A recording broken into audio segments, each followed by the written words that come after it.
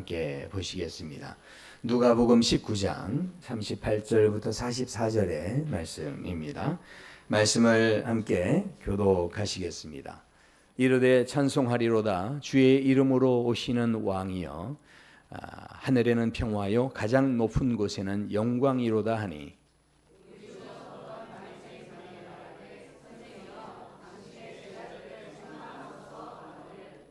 대답하여 이르시되 내가 너희에게 말하노니 만일 이 사람들이 침묵하면 돌들이 소리 지르리라 하시니라. 이르시되 너도 오늘 평화에 관한 일을 알았더라면 좋을 뻔하였거니와 지금 내 눈에 숨겨졌도다.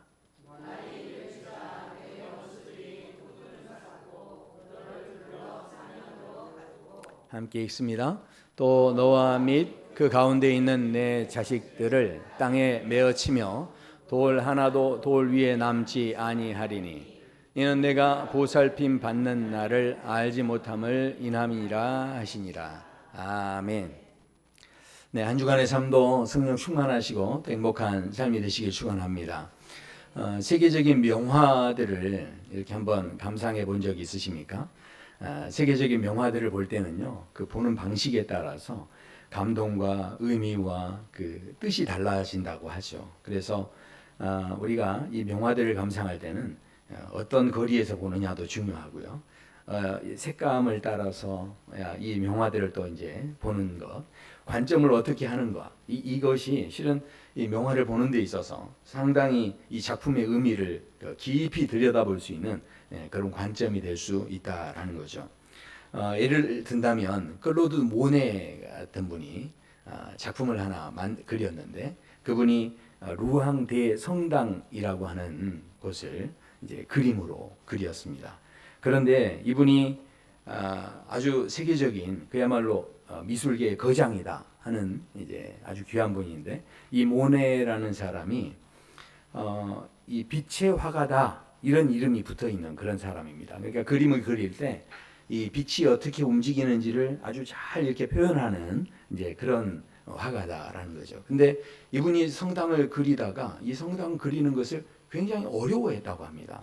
아니, 왜냐하면 미술계의 거장이라는 이 사람도 이 성당을 표현하는 것 자체가 쉽지 않았다라는 건데, 이분의 이제 고백을 제가 이제 은유적으로 제가 설명을 해보면, 도무지 작업에 매진할 수가 없다. 왜냐하면 매일같이 어제는 보지 못했던 것을 오늘 또 발견하기 때문이다. 이제 이런 이야기를 했다라는 거죠. 그러니까 이게 무슨 이야기냐면, 이분은요 평생 빛을 들여다본 분이고, 미술계에서는 아주 유명한 인상주의 어떤 기법을 쓰면서 이렇게 이제 그림을 그렸던 분인데, 그런데 같은 성당을 또 보면서 늘 같은 성당을 보면서 어제 안 보이던 것이 오늘 새롭게 보여졌다라는 거죠. 이 본다는 것이 얼마나 참 중요한 건가 하는 거죠. 그래서 이분이 얼마나 이게 흥분을 했는지, 이 성당을 그릴 때요 한 장으로 그리지 않고요, 이 성당 똑같은 자리에서 그림을 그리는데, 이분이 그린 작품이 한 30여 작품 정도 있고요. 한 곳에 있지 않고 지금 여러 군데 이제 흩어져서 지금 보관이 되고 있다고 합니다. 근데 그 그림을 모아보면 이렇습니다. 그러니까 이 성당을 그리기 위해서 여러 어떤 느낌으로 이 그림들을 계속해서 반복해서 그렸는데, 어떤 건 보면 좀 차갑기도 하고, 어떤 건 좀 따뜻해 보이기도 하고요. 어떤 것은 좀 안개에 이렇게 잠겨 있는 듯한 그런 모습이 보여지죠. 같은 성당이 맞나 싶은 생각이 드는데, 그런데 이 성당을 이렇게 그린 이유가 뭐냐면, 이분이 시간대별로 이렇게 보니까 건물에 빛이 들어올 때 그 느낌이 다르더라는 거죠. 아니, 그림을 그려놓고 봤더니 내가 그렸던 그림하고는 또 다른 모습이 성당에게 보이기 시작하는 거예요. 어떤 때는 햇볕이 있으니까 아주 밝게 보였다가, 어떤 때는 구름이 있으니까 어둡게 보였다가, 어떤 때는 안개에 가려 보이니까 그 성당이 또 특별해 보이는 거예요. 그래서 그 특별함들을 막 담고 싶다 보니까 이거 한 30장을 그린 겁니다. 그래서 이게 이제 아주 세계적으로 유명한 이제 그런 작품이 되었고, 지금은 이제 흩어져서 이게 보관이 되어 있습니다. 그러니까요, 우리가 그림을 볼 때요, 실은 가까이 바짝 다가가서 보면 아주 거친 물감 조각들 뭐 이런 걸 볼 수 있겠죠. 그러나 그림은 그렇게만 볼 수 있는 게 아니라는 거죠. 뭔가 좀 멀리 한 걸음 떨어져 있으면 그동안 내가 보지 못했던 것을 보게 되는 새로운 그 감동이 있다라는 겁니다. 오늘 우리가 읽었던 이 본문의 말씀 누가복음 19장은 우리가 매년 종려주일에만 보았던 말씀입니다. 그런데 매년 보았기 때문에 아주 익숙해서 우리 안에 그 익숙함 때문에 예수님이 나귀를 타셨고 사람들은 환호하고 환영했다 이렇게만 우리는 알고 있습니다. 그런데 모네가 그림을 그릴 때처럼 우리 또한 뭔가 좀 한 걸음 물러서서 본문을 볼 때 그냥 늘 보듯이 보는 것이 아니라 본문에 대해서 뭔가 다시 한번 새로운 관점에서 이 본문을 볼 수 있다면 이 안에서 우리가 느낄 수 있는 아주 깊은 은혜가 있다라는 거죠. 저는요 오늘 아주 이 떠들썩하게 예루살렘에 지금 온 예루살렘의 잔치가 벌어지는 이런 상황 가운데서 예수님께서 예루살렘에 입성하시고 온 예루살렘 주민들이 함께 막 찬양하면서 노래하면서 예수님을 맞아주는 이런 장면 가운데 우리가 놓치지 말고 이번에 좀 새롭게 보아야 할 것이 하나 있다면 그것은 바로 예수님께서 그 사건의 주인공 되시는 예수님께서 나귀 위에 앉아서 우셨다라는 겁니다. 가까이 오사 성을 보시고 우셨다 이렇게 말씀을 합니다. 모든 사람은 왕이 오셨다라고 그렇게 외치면서 즐거워하고 있는데 그런데 정작 그 주인공이 되시는 예수님께서는 그 한복판에서 사람들이 환호하는 그 한복판에서 우셨다라는 겁니다. 도대체 왜 예수님께서 우셨을까? 오늘 우리가 이 내용을 들여다보기를 원합니다. 먼저 답을 찾으려면 나귀를 통해서 그려주시는 그림을 우리가 볼 수 있어야 합니다. 본문의 내용 속에 보면 그 각자가 예수님을 맞이할 때 그 표현하는 내용들이 소개가 되는데요. 38절에 보면 온 군중들이 소리치면서 노래하기를 뭐라고 하냐면 주의 이름으로 오시는 왕이여 이렇게 이야기합니다. 그러니까 왕이 오셨습니다 하면서 지금 예수님을 그렇게 높여드리는 이런 모습이 있습니다. 그런데 그때 갑자기 바리새인들이 끼어들면서 이 사람들이 이렇게 이야기합니다. 무리 중에 어떤 바리새인들이 말하되 선생이요 이런 표현을 했다라는 거죠. 그러니까 이 표현 자체가 지금 한 공간에 있었지만 한쪽 사람들은 왕이 오셨다 했는데 한쪽에서는 그것을 좀 하대하듯이 하면서 선생이다 이런 이제 표현을 했다라는 겁니다. 그런데 여기에 대해서 예수님께서 정작 입을 열어서 하시는 말씀은 뭐였냐면 만일 이 사람들이 침묵하면 돌들이 소리 지르리라 이제 이런 말씀을 하셨다는 거죠. 한쪽에서는 높이 불렀고 한쪽에서는 낮춰 불렀는데 그때 이 군중들이 높여 불렀던 왕이란 게 도대체 뭐였냐는 거죠. 군중들은 왜 이렇게 예수님을 높여 불렀을까 하는 겁니다. 그것은 바로 군중들이 생각하는 예수님이라는 그림이 있었기 때문입니다. 예수님께서 오실 때 왕으로 오시길 바랬는데 그 왕이 어떤 왕이었냐면 이스라엘을 구원해 줄 왕, 로마의 그 압제 가운데서 우리를 건져 주실 그 왕으로 이 민족의 해방자로 오시기를 원하는 그 마음을 가지고서 왕이 오셨다 이렇게 노래했다라는 거죠. 자, 그러니까요 이게 보통 왕이 아닙니다. 왜냐하면 그 당시에 왕이 등장할 때면 모두 다 아주 멋지게 등장을 했거든요. 군말을 타고서 아주 백마를 타고서 그렇게 등장했는데 이 말을 탄다는 것은 어떤 의미가 있었냐면 말을 탄다는 것 자체 속에 짓밟는 의미가 있습니다. 그리고 돌격하는 의미가 있고요. 거기에 뭔가 승리하는 의미가 있습니다. 뭔가 이 말을 타고 오면은 아주 위풍당당한 이제 그런 모습이 담겨져 있는 거죠. 그러니까 이 군중들이 원했던 왕은 바로 이 사람들이 이렇게 찾아와 이 예수님께서 우리에게 오실 때 이런 말을 타고서 어떻게 합니까? 그동안 힘들었던 그 모든 로마, 우리를 어렵게 했던 그 로마를 아주 박살을 내주는 그런 이제 왕으로 우리에게 와주시기를 바라는 이런 마음이 있었다라는 거죠. 자, 그런데 정작 예수님께서 오셨을 때 말을 타신 게 아니고 어린 나귀를 타셨다라는 겁니다. 다 큰 어른이 그 나귀를 타면 그게 굉장히 실은 볼품없는 거죠. 그렇지 않습니까? 예전에 제가 한번 설명드렸잖아요. 말은요 이렇게 걸어갈 때도 아주 기품 있게 탁 걸어갑니다. 근데 나귀는요 어떻게 걸어갑니까? 이렇게 쫑쫑쫑쫑 이렇게 걸어갑니다. 그러니까 그 위에 타 있는 그 예수님을 보면 아주 이게 볼품없어 보일 수 있죠. 폼나 보이지는 않을 겁니다. 그런데 그 나귀를 타고 오시는데 굉장히 실은 우스꽝스러운 그런 모습일 수가 있습니다. 아마 기대했던 사람들은 마음에 실망을 했을 거예요. 야, 이거 김새다 이렇게 생각했을 겁니다. 자, 그런데 그게 실수가 아니었어요. 예수님께서 전쟁 말을 구할 수 없어서 그런 게 아니라 이 나귀를 구할 때 미리부터 제자들에게 부탁을 하셨고 미리 준비를 하게 하셨습니다. 그러니까 이게 뭔가 의도된 바가 있었다라는 거죠.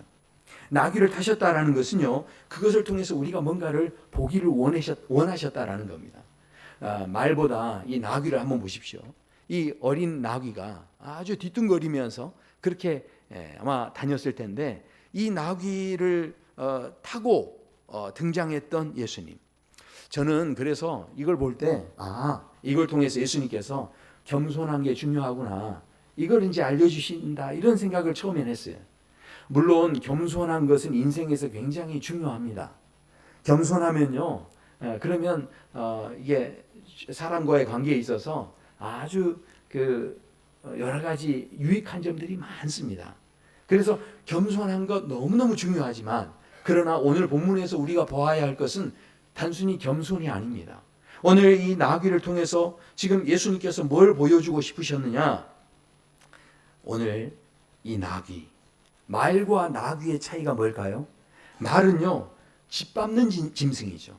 뭔가 짓밟고 뭔가 돌진하고 이렇게 하는 이제 짐승이 말입니다. 그런데 나귀는 어떻습니까? 나귀는요, 평생 뭐 하는 짐승이냐면 짐을 지는 짐승이에요. 그러니까 짐을 짊어지고서 나아갑니다. 그러니까 이게 무슨 이야기입니까? 예수님께서 이 땅에 오실 때 군마를 통해서 이 땅을 짓밟기 위해서 오신 것이 아니라 이 땅에 있는 우리의 모든 짐을 짊어지시기 위해서 오셨다. 이것을 지금 보여주시기 위해서 일부러 지금 나귀를 선택하셨다라는 겁니다. 나귀를 선택할 때 성경에 보면 아직 아무도 타보지 않은 나귀를 준비하라고 하셨습니다. 그것은 무슨 이야기냐면 구별됐다는 이야기예요. 그러니까 예수님께서 지금 오셔서 타셨던 이 나귀를 보면 이것은 구별의 의미가 있습니다. 그런데 제가 가만히 봤더니 이 구별하는 이 짐승이 이게 어느 정도 자란 나귀가 아니고 아주 어린 나귀였다는 거예요. 왜 하필이면 어린 나귀였을까 하는 겁니다. 누구 한 사람 타보지도 않았지만 그래도 어느 정도는 좀 이렇게 자라있는 나귀면 얼마나 좋습니까? 그런데 아주 어린 나귀를 선택을 하셨다는 거예요. 자, 그렇다면 다 큰 어른이 그 나귀를 탔을 때 그 나귀는 어땠을까요? 너무너무 힘들고 아마 버거웠을 겁니다. 막 뒤뚱뒤뚱 하면서 너무너무 힘들었겠죠. 예루살렘 입성을 하는 그 가운데 예수님이 그 나귀를 탈 때 나귀가 얼마나 좀 짠한 마음이 있었겠어요. 근데도 예수님은 그 나귀를 일부러 타셨다는 거예요. 그렇다면 거기에 뭔가 아주 중요한 의미가 들어있다는 거죠. 무슨 이야기입니까? 그 나귀가요, 예수님을 내가 등에 지고 지금 내가 나귀다 생각하고 만약에 간다면 예수님을 이렇게 잘 모시기 위해서 이 나귀가 어떻게 할까요? 막 온 힘을 다 써야 되는 거예요. 그러니까 온 몸을 다 이렇게 막 움직여가지고 그렇게 해서 막 나귀를 지금 예수님을 모시고 가지 않으면 이 나귀는요, 절대로 예수님을 모시고 갈 수가 없어요. 그러니까 이게 무슨 이야기냐? 놀랍게도 예수님께서는요, 온몸으로 우리의 죄를 짊어지셨다는 거죠. 예수님께서 아주 가볍게 어느 부분만 그렇게 우리의 죄를 짊어지신 게 아니고 예수님께서 우리의 죄를 짊어지실 때 그냥 슬렁슬렁 하신 게 아니고요. 예수님께서 전심을 다해서 우리의 모든 죄를 없이 하시기 위해서 그렇게 우리의 죄의 짐을 다 져주셨다라는 겁니다. 그러니까 여기에 얼마나 진심이셨는가, 우리의 죄를 짊어지는 것에 대해서 얼마나 진실하셨는가 하는 것을 이 나귀를 통해서 우리는 보게 됩니다. 그런데 놀랍게도 군마를 바라보고 아주 백마를 타고 등장하실 그 예수님을 바라보는 사람 입장에서 보면, 그러면 절대로 이 나귀는 보이지 않습니다. 내가 그려놓은 그림이 있기 때문에 그 나귀 속에 들어있는 깊은 의미가 있고요. 그 그림 속에, 이 나귀라는 그림 속에 담겨져 있는 아주 놀라운 그 하나님의 그 사랑이 있어요. 근데 내가 가지고 있는 이 멋진 백마의 그림을 가지고서는 절대로 이 그림을 해석하기 어려운 거죠. 그 그림이 보여지지 않는다라는 겁니다. 그래서요, 생각해 보십시오. 바리새인들이 예수님 앞에 이렇게 이야기합니다. 천사도 알고 짐승도 알고 돌도 알았던 그림인데 이들은 알아보지 못하고서 이렇게 이야기하죠. 당신의 제자들을 책망하소서. 이렇게 이야기합니다. 그때 예수님께서 뭐라고 하냐면, 이 사람들이 침묵하면 돌들이 소리 지르리라, 이렇게 이야기합니다. 그러니까 이것은 단순히 야 막아도 소용없다, 야 이 사람들 막더라도 돌들이라도 들어서 다 찬양할 거야, 이렇게 하면서 뭔가 이 사람들을 설득하려는 이런 단순한 말이 아닙니다. 이 말 자체는 어떤 의미가 있냐면, 예수님께서 왕이시라는 것은 사람들이 인정을 하든 인정을 하지 않든 그것은요, 그것으로 결정된 문제가 아니라는 겁니다. 모든 피조의 세계가 예수님이 왕이시라는 것을 이미 다 알아보고 있었다라는 이야기입니다. 그러니까 조금 정리해 보면 이렇습니다. 왕을 알아본 게 누굽니까? 누가복음이 시작할 때 누가복음 2장에 보면 천군과 천사가 가장 먼저 알아보고 예수님이 탄생할 때 이 땅에 왕이 나셨다라고 하면서 막 찬양하기 시작합니다.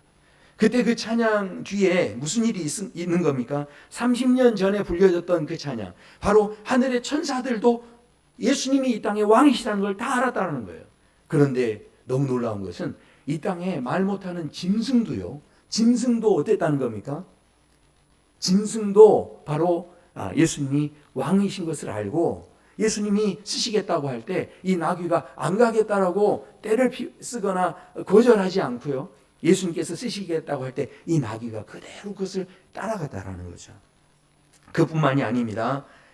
예수님께서는 돌들까지도 외치게 될 것이다, 그렇게 이야기합니다. 그러니까 이게 무슨 이야기입니까? 저 하늘에서부터 심지어 짐승들까지, 그리고 굴러다니는 돌멩이들까지 누가 왕이신 걸 알았다는 겁니까? 예수님께서 왕으로 오셨다는 것을 다 알아봤다는 거예요. 그런데 너무 안타깝게도 하나님의 형상대로 지음을 받았다라고 하는 사람들은 정작, 그렇게 열심히 메시아를 기다렸다고 하는 사람들은 정작 예수님께서 오셨는데 예수님이 왕 되심을 알지를 못했다라는 거죠. 다른 모든 사람들은 알아봤는데 이 사람들은 알아보지 못했다라는 겁니다. 제가 엊그제 아침에 운동을 하고 이렇게 이제 또 집에 들어오는데 어떤 아버지가 아이들 둘을 유모차에 태우고서 가더라고요. 요즘 유모차가 좋더라고요. 그러니까 앞에는 아들을 태웠고요, 뒤에는 유모차에가 앉는 의자가 있더라고요. 그래서 그 뒤에 딸이 이렇게 타고 가는데, 이렇게 쭉 가는데 이 딸이 갑자기 이 아빠한테 그러는 거예요. 아빠 하면서 아주 막 이렇게 간드러지는 목소리로 아빠를 부릅니다. 그리고 뭐라고 하냐면, 아빠 알록달록 좋아해? 이렇게 물어보는 거예요. 그러니까 제가 들어도요 막 마음이 녹겠더라고요. 그러면서 아빠 알록달록 좋아해? 이렇게 하니까 그 아빠가요, 제가 보기에는 아주 점잖은 아빠고 아주 이렇게 그 굵은 목소리를 낼 수 있을 텐데, 딸이 그러니까 그 아빠도 목소리가 가늘어지면서 아빠도 알록달록 좋아해, 이렇게 이제 이야기하는 거예요. 그러니까 한번 생각해 보세요. 주변 사람이 나한테 투박하다고 원망하지 마시고, 누가 먼저 투박한 겁니까? 그러니까 가만히 보니까 제가 그걸 보는데 맞아 저렇게 간드러지게 이야기하니까 그걸 상대하는 사람도 함께 간드러지는 거예요. 그게 이제 보이더라고요. 근데 제가 더 재밌었던 것은 뒤에서 무슨 짓을 하건 말건 그 앞에 있는 남자애는요 무뚝뚝 해가지고 입 딱 다물고 그냥 이렇게 그러면서 뚫레뚫레 하면서 그냥 그렇게 아무 상관없는 사람처럼 그렇게 가고 있더라고요. 근데 제가 그 모습을 보면서 너무 웃기기도 하고 재밌기도 하고 너무 애들이 귀엽기도 하고 이러는데 제가 그러면서 그걸 딱 보는데 제가 저희 아내한테 그랬어요. 남자들은 진짜 무뚝뚝해. 근데 알고 보니까 저도 뜨끔했어요. 실은 저도 무뚝뚝한 거예요. 근데 이제 세월이 지나고 보니까 이게 조금씩 달라진 모습이 있었다라는 거죠. 근데요, 제가 한 가지 느꼈던 건 뭐냐면 이게 세월이 달라지니까, 그러니까 예전에는 어릴 때는 안 보였던 것들이 어른이 되니까 보인 게 아니었어요. 실은요, 제가 그때 이렇게 보는데 그 아버지와 그 딸이 대화하는 것을 보고 또 그 아들이 그 가운데서도 무뚝뚝하게 그냥 거기서 아주 편안하게 아버지가 운전하는데 그냥 거기에서 이렇게 마음 편안히 이렇게 가는 그런 모습을 보면서 저런 일이 지금 왜 일어나고 있는지, 그리고 그 아빠가 딸을 보는 마음, 그 아빠가 또 아들을 보는 마음, 뭐 이런 것들이 이렇게 보여지는 거예요. 이게요, 단순히 어른이 됐다고 보여지는 게 아니에요. 그날은 좀 특별한 풍경으로 저에게 보여졌는데 그게 왜 그러냐면 하나님께서 제게 그런 마음을 주신 거예요. 그러니까요, 이게 참 인생 살면서 이게 너무 중요하구나 이런 생각을 좀 하게 됐어요. 우리가 인생 살면서 본다고 해서 다 보는 게 아니에요. 중요한 것은요, 하나님께서 보여주셔야 보이는 게 있습니다. 이게 너무 신기한 것 같지만 실제 그렇지 않아요. 이게 우리가 아무리 눈으로 정확히 봐도요, 하나님이 보여주시는 것을 볼 수 있는 눈이 필요하다는 거죠. 지금 예루살렘에 있는 이 사람들은요, 지금 신앙생활하는 이 사람들, 예루살렘에서 예수님을 못 보는 것은 눈이 나빠서 못 본 게 아니에요. 실은 이 사람들 안에 자기들이 가지고 있는 그 그림이 있었고 그 그림 때문에 하나님께서 보여주시는 것들을 보지를 못했는데 실은 너무나 이게 고집스러우니까 아무리 보여줘도 그것을 볼 수 있는 눈이 열리지 않는 거예요. 이게요, 그래서 볼 수 있는 마음이 열리고요, 눈이 열리는 것은요, 은혜입니다. 우리가 구해야 될 것이 있는데 하나님, 내가 이 고집을 내려놓게 해주세요. 그리고 하나님께서 보게 하는 걸 보게 해주세요. 이 간구가 우리에게 필요합니다. 그래서 이 사건을 보면 이게 그냥 되는 게 아닙니다. 이게 얼마나 예수님께서 답답하셨으면 이것 때문에 눈물을 흘리세요. 그래서 이 눈물을 통해서 우리를 위로하시기도 하고 또 여기에 대해서 경고를 하시는데, 이 말씀에 보면 41절에 가까이 오셔서 이 섬을 보고 우셨다라고 말씀합니다. 그런데 이르시되 너도 오늘 평화에 관한 일을 알았더라면 좋을 뻔하였거니와 지금 내 눈에 숨겨졌도다, 이렇게 말씀합니다. 자, 그러니까 지금 예수님께서 왜 이걸 보시고 우셨는지, 찬양이 부족해서 우신 게 아닙니다. 예수님께서 지금 우셨던 것이 찬양이 만족스럽지 못해서 우신 게 아니에요. 사람들이 더 나를 환영해 주지 못해서 우신 게 아니었다라는 거죠. 이 사람들이요, 그 뒤에 이제 이 사람들이 이렇게 찬양하지만 나중에 다시 나를 십자가에 못 박아라 이렇게 할 사람들이라는 걸 다 이미 아셔서 그것 때문에 이 사람들이 참 불쌍하다 이래서 우신 게 아니에요. 우신 것이 우리가 가련하고 불쌍해서 우신 게 아닙니다.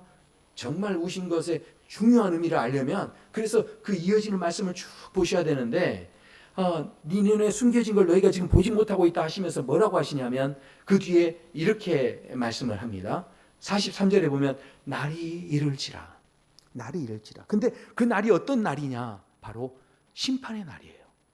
그러니까 내 원수들이 토둔을 쌓고 너를 둘러 사면으로 가두고 또 너와 밑 가운데 있는 내 자식들을 땅에 메어치며 돌 하나도 돌 위에 남지게 아니하리니 이는 내가 보살핌을 받는 날을 알지 못함이니라 하시니라, 이렇게 말씀합니다. 그러니까 이 말씀은 뭐냐면 너희에게 너희들 이대로 가면 무너진다는 거예요. 아무리 돌들이라 할지라도 돌들도 실은 무너지게 될 수 있다. 하나도 남지 않고 무너질 수 있다. 심판당할 수 있다. 이 말씀을 지금 하고 계셨다라는 거죠.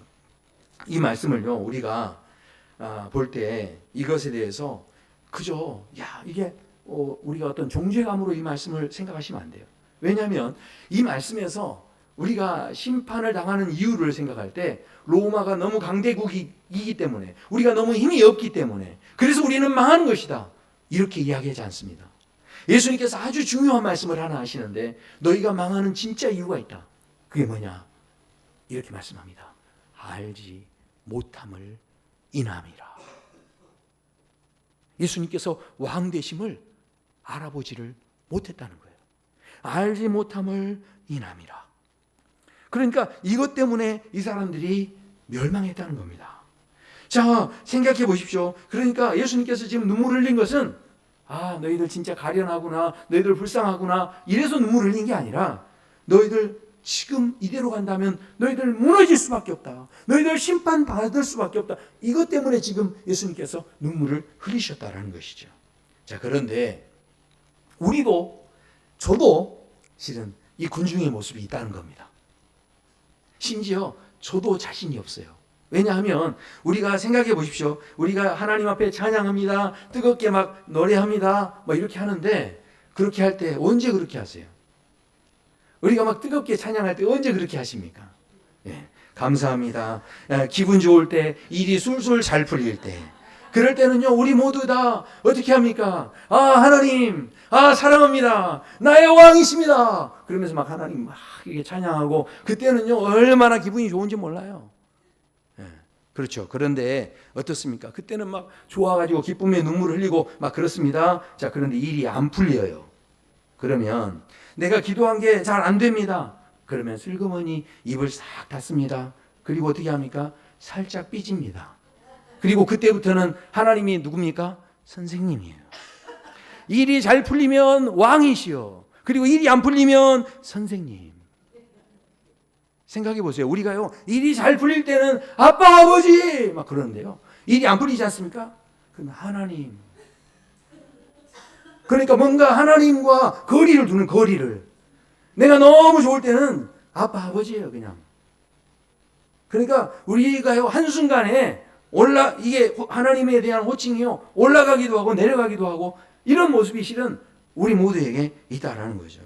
너무 중요한 것은 이날 예수님을 맞이했던 이 사람들이 예수님을 미워한 게 아니었다는 거예요. 정확히 아셔야 됩니다. 이 사람들이 예수님을 미워하지 않았어요. 여기 계신 모든 분들, 예수님을 미워하는 분은 한 분도 안 계신 줄로 믿습니다. 그러니까 우리가 지금 예수님을 미워하는 사람들이 아니에요. 그런데 너무 지금, 그래서 이 사람들이 뜨겁게 환호했지만, 그러나 한 가지 문제가 있었습니다. 그것은 뭐냐면, 미워하지는 않았지만 예수님을 오해했다는 거예요. 이것은요, 우리에게 심각한 문제가 될 수 있다는 겁니다. 그러니까요, 우리가요, 그날 주님을 못 알아본 것은 이 사람들이 신앙인이었는데도 못 알아봤다는 거예요. 왜 그러냐면 하나님에 대해서 오해하고 있었다는 거죠. 그저 내가 미워하지 않고 내가 하나님을 사랑하겠다, 이걸로 되는 문제가 아닙니다. 사랑하는 것과 알아보는 것은 다른 문제라는 거죠. 이것 때문에 예수님께서 지금 우셨다는 것은, 우리가 지금 신앙생활을 그동안 오래 해보신 분들이 아주 심각하게 이 문제를 지금 생각해 봐야 한다라는 거죠. 지금 무신론자들이, 예수님을 미워하는 사람들이 십자가에 예수님을 못 박은 게 아니라는 거예요. 예수님을 오해했던 사람들이 결국은 어디까지 간 거냐면 예수님을 십자가에 못 박는 자리까지 가게 됐다라는 것입니다. 예수님께서요, 군중들이 이렇게 환호하고 있지만 나중에 며칠 뒤에 시간이 지나서 이렇게 예수님을 십자가에 못 박으라고 배반할 줄 다 알고 계셨어요. 자, 그런데 여기서부터 이제 마지막 우리에게 아주 중요한 이야기를 하십니다. 우리를 먼저 알아보신 주님께서 어깨를 우리에게 내밀어 주셨다라는 거죠. 그게 무슨 이야기냐면, 예수님께서요, 야, 너희들 앞으로 이렇게 보니까 나를 분명히 배반할 거야, 너희들 진짜 구제불능이구나, 이렇게 하면서 그 나귀 타고 가시는 그 걸음을 돌이키지를 않으셨다는 거예요. 예수님께서 그 다음에 무슨 일이 일어날지를 다 알고 계셨지만, 이 사람들이 자기들을 다 잡아 죽이려고 하는 사람들이 될 것을 다 아셨지만, 그러나 그 나귀를 타고 가시는 그 걸음을 멈추지 않으셨고 돌이키지 않으시고 그 길을 향해서 계속 끝까지 그 길을 걸어가셨다는 겁니다. 그게 무슨 이야기입니까? 그것은요, 예수님께서 우리를 미리 보셨다는 거예요. 이미 다 알고 계셨다는 거예요. 그런데도 불구하고 우리는 지금 뭐합니까? 엉뚱하게 군마를 쳐다보고 백마를 타고 오시길 바라고 이 엉뚱한 그림을 우리는 그리고 있는데, 그런 우리를 보면서 우리의 연약함을 보시고 우리의 변덕스러움을 다 보시는데, 그것을 이미 다 알고 계셨는데, 그런데 예수님께서는 끝까지 우리를 살리기 위해서 그 길을 멈추지 않으시고 계속 그 길을 가셨는데, 예수님이 가신 그 길을 통해서 우리에게 아주 한 가지 중요한 말씀을 해주신 겁니다. 그게 뭐냐면, 이 땅에 오신 예수님은 집 밟기 위해서 오신 게 아니라 жил머지기 위해 오셨다는 거예요. 다시 한번 이 말씀이 얼마나 지금 중요한지를 우리에게 말씀합니다. 그러니까 예수님께서 그런 연약한 우리를 위해서 지금도 어깨를 내밀어 주시고 우리의 모든 짐을 져주시기 위해서 친히 그 어깨 내미시는 것을 포기하지 않고 우리에게 다가와 주셨다는 거죠. 이금희 아나운서라고 아주 유명한 분이시죠. 예. 아침마당 진행하셨던 분이죠. 근데 이금희 아나운서가 한 번은 그런 이야기를 했어요. 사람들과의 관계 속에서 다른 사람을 향해서 우리가 다정한 말 한마디 하는 것이 얼마나 중요한가 이제 소개를 하면서 이분이 이런 이야기를 합니다. 사는 게 너무 힘들고 냉정해서 그래서 혼자 낭떠러지 위에 걷는 것 같은 그런 기분이 들 때 저기 낭떠러지에 혼자 딱 서 있는 그런 기분. 우리가 인생 살면서요 그런 일이 있다는 거예요. 그런데 그런 일이 있을 때 그때 이금희 아나운서가 이제 그 이야기를 합니다. 자기가 들었던 말 중에 이런 말이 있다 하면서 무슨 이야기를 하냐면 낭떠러진 줄 알았는데 그런데 거기에다가 난간 하나를 만들어주면 그곳은 그때부터 멋진 절경을 감상하는 전망대가 된다는 거예요. 그러니까 그렇게 힘들게 살아가는 그런 사람들, 그렇게 냉정한 사회 속에서 코너에 몰려서 마치 낭떠러지에 몰려있는 것 같은 그런 자리에 있는 그런 사람에게 따뜻한 말 한마디가 난간이 되어주면 그러면 그때부터 그 죽을 것 같은 그 상황들이요 풍경으로 보이기 시작할 수 있다는 거예요. 제가 이 말을 듣고 예수님의 어깨가 떠올랐어요. 예수님께서 우리 인생에 난간이 되주신 거예요. 생각해 보세요. 저 난간에 예수님께서 친히 등이 휘도록 어린 나귀를 타고 그 나를 짊어지시고 가시는 그 예수님께서 그 어깨로 우리가 너무너무 힘겹고 어려운데 죽을 것 같은 그 상황에 있는 우리를 위해서 내 마음도 내가 어찌할지 모르고 그렇게 늘 변덕스러운 나 그런데도 불구하고 이것을 모두 다 하시고서도 우리를 끝까지 포기하지 않으시고 우리에게 난간이 되주신 그래서요 그 난간에 몸을 기대면 그러면 그동안 죽을 것 같았던 그 자리가 하나님의 은혜를 내려다보는 전망대가 될 수 있다라는 거죠. 그래서요 이 난간을 한번 붙잡아 본 사람은요 결코 가만히 있지 못합니다. 나를 위해 울고 계시는 그 예수님, 등이 휘도록 나를 짊어져 주신 그 예수님을 경험한 사람은 어떻습니까? 더 이상 가만히 있지 못해요. 나도 누군가에게 난간이 돼주기 위해서 나도 누군가에게 울타리가 돼주고 싶다는 마음으로 손을 내미는 거죠. 기억하십니까? 군중들이요 어떻게 노래했냐면 군중들이 이렇게 이야기했어요. 왕이시여 하늘에는 영광이요 하늘에는 평화요 이렇게 이야기했습니다. 자 그런데 이 사람들이 군중들이 지금 하나님께 평화합니다 이렇게 지금 고백을 했는데 와 이게 지금 엄청난 이야기예요. 왜냐하면 하나님께 평화다 그랬습니다. 그런데 너무 안타깝게도 지금 하늘의 평화가 둥둥 떠 있는 거예요. 이게 지금 내려오지를 못하고 있는 겁니다. 군중들은 노래한다고 노래는 했는데 그 평화가 땅으로 내려오지를 못해요 지금. 그런데 천사가 노래했을 때는 어떠냐면요 30년 전에 천사는 어떻게 노래했냐면 이렇게 노래하지 않았어요. 30년 전에 천사는요 이렇게 노래합니다. 땅에는 평화요. 그러니까 우리는 하나님을 안다라고 하지만 하늘의 평화만 이야기하고 둥둥 떠다니는 평화만 생각하는데 그런데 천사들은요 그 평화가요 하늘에만 있으면 안 된다는 거예요. 내려와야 한다는 거예요. 땅에 그 평화가 임해야 한다는 거죠. 그러니까 무슨 이야기입니까? 우리가요 내가 죽을 것 같은 그 상황 속에 두렵고 떨린 내 불안하고 죽을 정말 내 인생 여기까지인가 하는 그런 마음이 드는 순간 속에 예수님께서 울타리가 되어주시고 예수님께서 난간이 되어주시면 내 마음에 평안이 임하면 그 전에 보이지 않았던 것들이 보이게 되고 그러면서 말 수 없는 평안이 임하죠. 그 평안을 진짜 경험한 사람은 다른 사람에게도 난간이 돼주기 위해서 손을 내밀 수 있다는 거죠. 저 평화가 이 땅에 내려올 수 있도록 끌어내리는 역할을 할 수 있다는 겁니다. 사랑하는 성도 여러분, 우리가 할 수는 없습니다. 그러나 왕이 되신 예수님을 내가 내 마음에 모셔드리면 그때부터 우리는요 많은 사람들에게 절망의 나락에 서 있는 그 사람들에게 하늘의 평화를 임하게 해주는, 하늘의 평화가 땅에 임하도록 전달해주는 그런 생명의 난간이 되어질 수 있는 줄로 믿습니다.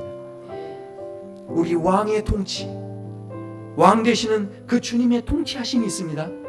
그 통치의 세계 속으로 우리가 한 걸음 한 걸음 나아갈 수 있게 되길 소원합니다. 우리 함께 이 시간에 말씀을 생각하며 찬양을